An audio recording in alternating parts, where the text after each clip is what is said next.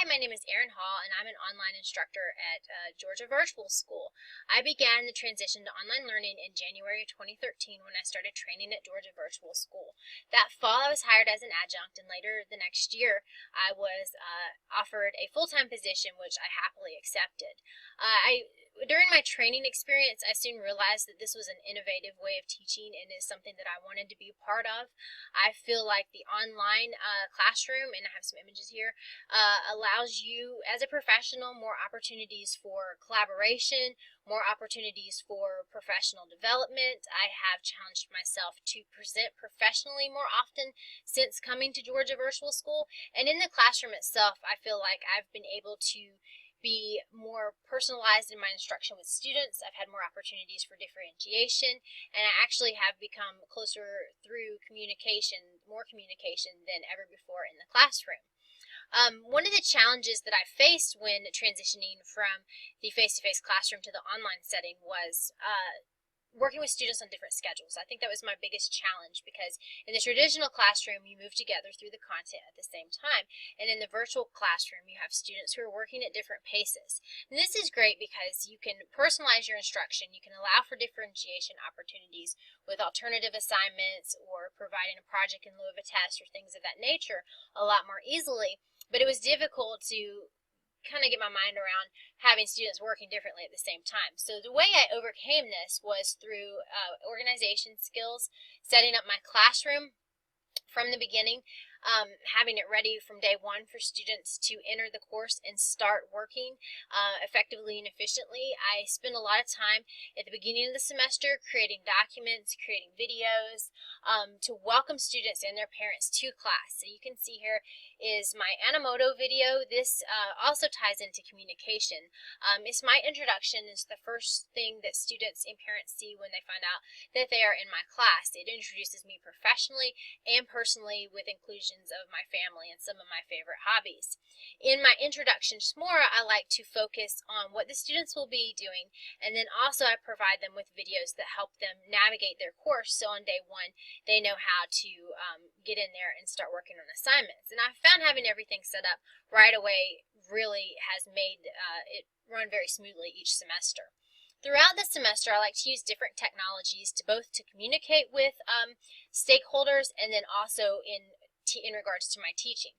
And so some of my favorite technologies, I like the Adobe sessions. These are synchronous sessions. Gives you an opportunity to have one-on-one time with your students. This semester I've been collaborating with another AP Psychology teacher to offer sessions that are tailored to what AP Psychology students traditionally struggle with. I also like incorporating Remind. If I know I've put out a really great resource in the course news or there's something really important coming up, I'll also send them additional text. With stakeholders, I like to communicate through emails, through phone calls, and then again, it reminds another feature there. In my communications, I think it's important in the beginning to set up a good rapport. And then after that, don't let that be the only communication they ever receive. Whether you need to follow up to investigate concerns on the student, their progress, or if you want to just congratulate them, it's important to have frequent communication. And so I'll send out a zero email if students are missing assignments with the late work policy, trying to get some of that work in. And then I'll also congratulate students who are doing really well, saying, hey, you've got all your work in for this grading period. That's great.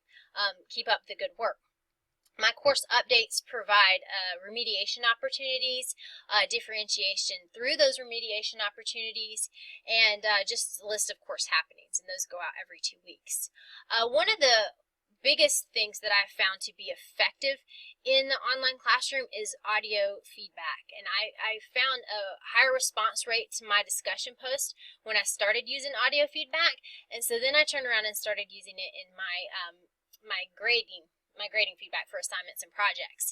And what I like about it is it really opens the door so that your feedback is not just the end point for an assignment. So for example, here you see a discussion method, or a discussion post rather, in which I've given the child or the student audio feedback, but I've also provided them an additional resource.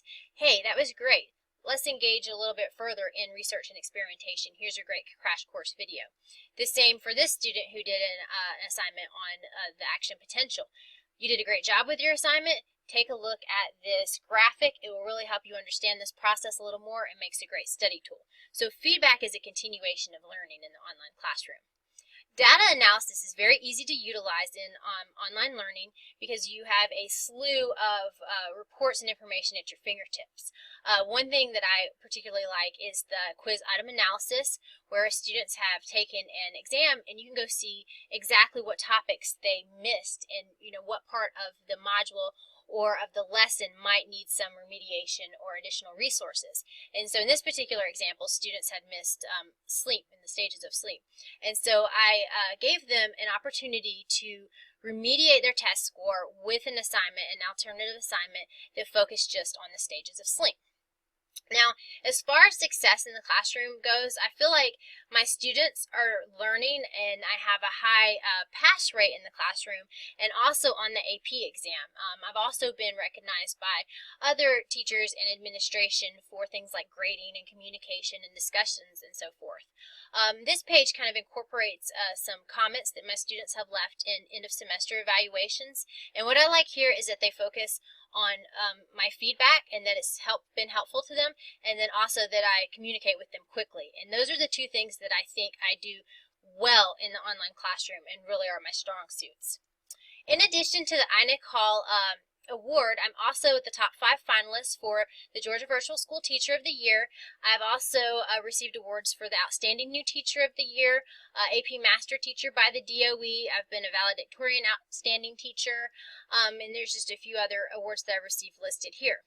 In regards to concerns for online education, as an educator, I think it's important as an online educator that we teach digital citizenship to our students in addition to our content.